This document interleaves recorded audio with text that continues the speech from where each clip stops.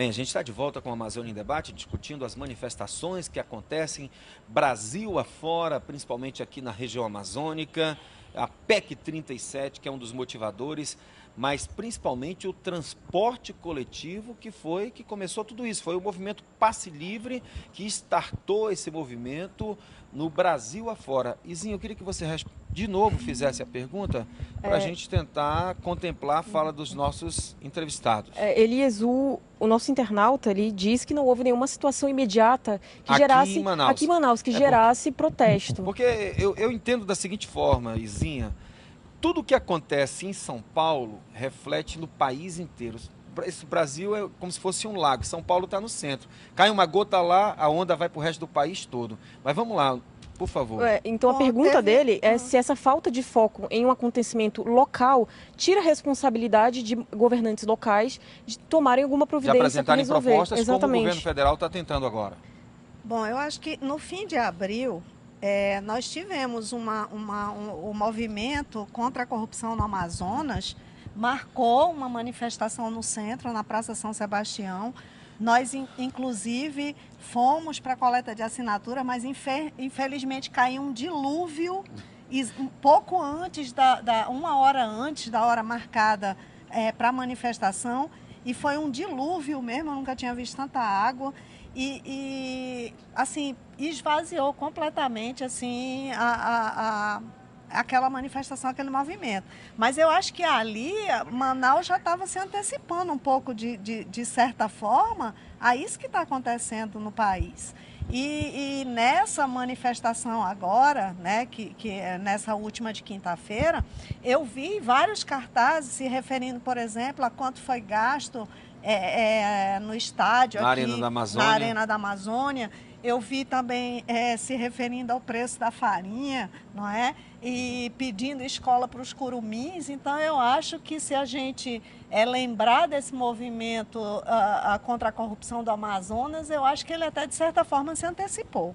A fala da promotora lembra uma coisa que é importante. Embora uma das marcas das passeatas foi o Brasil Acordou, algumas outras pessoas, sobretudo na rede social, estão dizendo, olha, peraí um pouquinho, o Brasil estava acordado há muito tempo, tem uma turma que está chegando agora. A promotora lembrou que nós já tivemos, por exemplo, manifestações em Manaus muito recentes contra o descaso em relação às enchentes. Nós tivemos manifestações contra aquelas famílias que foram afetadas pelo incêndio e que não foram acolhidas pelo poder público. Todos os dias os telejornais locais apresentam protestos de grupos vitimados, afetados por falta de água, de luz e de transporte coletivo de qualidade. Então, na verdade, a população e os trabalhadores em especial e os estudantes, eles estão acordados há muito tempo.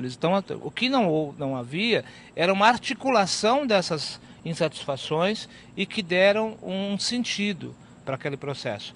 Um outro aspecto que é uma novidade é que a classe média, ela saiu de dentro do ar-condicionado, ela saiu de trás do teclado e do computador e veio para a rua. Inclusive, nesse aspecto, em São Paulo e Rio, por exemplo, teve problemas sérios. Que enquanto o Passe Livre estava reivindicando os conteúdos da democracia plena e o fortalecimento e a multiplicação da democracia plena, tinha grupos em São Paulo, por exemplo, atacando minorias, atacando quem estava com a bandeira vermelha ou atacando quem estava defendendo partidos políticos. O que é um absurdo, que você vai para a rua reivindicar a ampliação dos processos democráticos e você tentar calar parte desses que estão reclamando. Pois bem, vamos agora conversar com o Gabriel Santos, via Skype. Ele está lá em Rio Branco, no Acre, e é um organizador da manifestação Dia do Basta no Acre. Boa noite, Gabriel. Boa noite a todos. Boa noite aos convidados.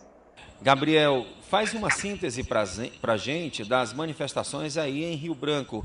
Quais são as principais reivindicações que vocês levaram à rua? Pois é, a gente teve mais ou menos uma semana para decidir tudo. Foi no sábado passado, sem ser nesse, no outro, que a gente decidiu fazer a manifestação. E durante toda a semana que passou, várias manifestações menores foram acontecendo durante a semana. E as bandeiras são as mais diversas. São desde contra a PEC 37, contra casos de corrupção que acontece aqui no nosso estado. em favor de melhorias na educação, na saúde, no transporte público. E a mobilização foi feita basicamente por meio das redes sociais. Eu acho que a rede social foi a grande protagonista dessa manifestação, que levou mais de 20 a 25 mil pessoas às ruas aqui em Rio Branco. Pois bem, você sente que vai haver algum tipo de mudança a partir dessa saída da população indo às ruas em Rio Branco?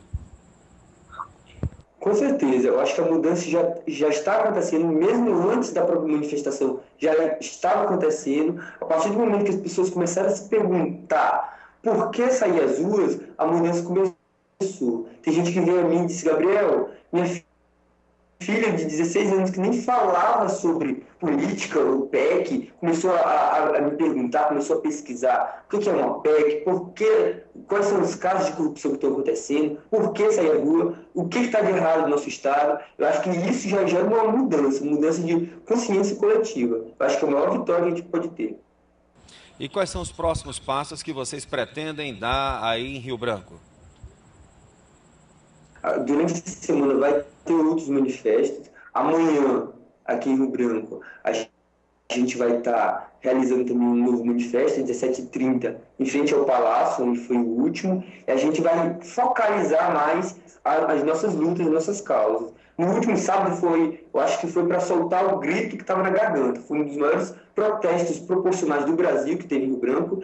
E eu acho que serviu para exteriorizar um pouco de tudo. Todas as causas, todos os anseios da sociedade foram colocados. Agora, nesse de quarta, de amanhã, a gente vai estar focalizando mais e buscando posições mais concretas das autoridades. A gente vai, os professores aqui do Acre entrarem em greve, a gente vai estar prestando apoio aos professores. Parece que eu acabei de ser informado que a PEC 37 foi negada no Congresso Nacional, e isso é muito importante, ia ser uma das bandeiras da nossa luta também. E aqui a gente vai estar pedindo a exoneração de servidores envolvidos em casos de corrupção, no caso de corrupção do G7,